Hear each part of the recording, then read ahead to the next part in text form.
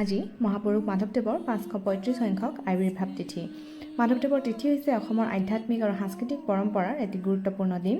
এই দিনটো মাধৱদেৱৰ জন্ম আৰু কোনো উল্লেখযোগ্য ঘটনা স্মৰণৰ বাবে উৎসৱ হিচাপে পালন কৰা হয়।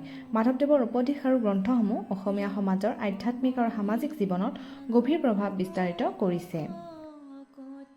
মহাপুৰুষ শ্ৰী শ্ৰী মাধৱদেৱৰ জন্ম হয় 1489 চনত নাৰায়ণপুৰৰ লখিমপুৰত। অসমৰ মহাপুৰুষীয়া ধৰ্ম বা এক শৰণ নাম ধৰ্ম প্ৰৱৰ্তনৰ এজন মূল হোতা আছিল তেখেত। তেওঁ মহাপুৰুষ শ্ৰীমন্ত শংকৰদেৱৰ অন্যতম প্ৰধান শিষ্য আছিল।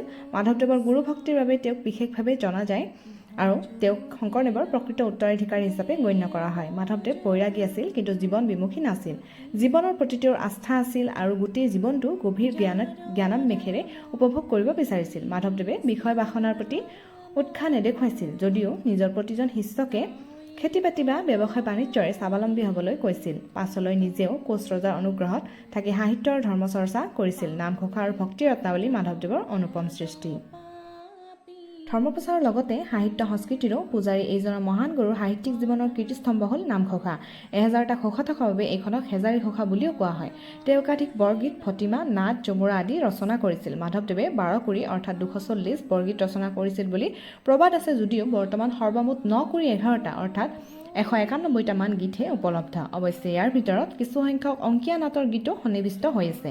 তেওঁ সৰ্বমুঠ 157টা বৰগীত ৰচনা কৰে জীৱনকালত। তাৰ ভিতৰত অতি উল্লেখযোগ্য বৰগীত হ'ল তেজৰে কমলাপতি।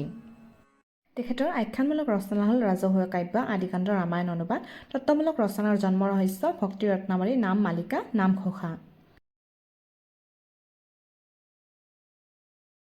মহাপুৰুষজনাৰ তিৰোভাৱ তিথি অৰ্থাৎ মহাপুৰুষ মাধৱদেৱৰ 1596 চনত কোচবিহাৰৰ ভেলা সত্ৰত দেহাৱসান ঘটে।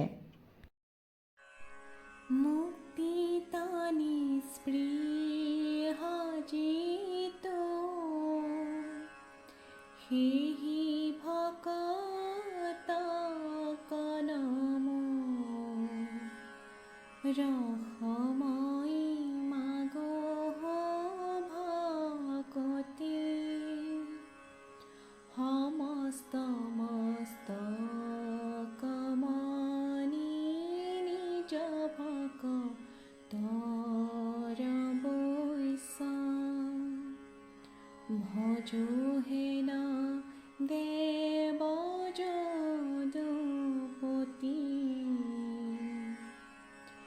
যাৰ ৰাম কৃষ্ণ নাম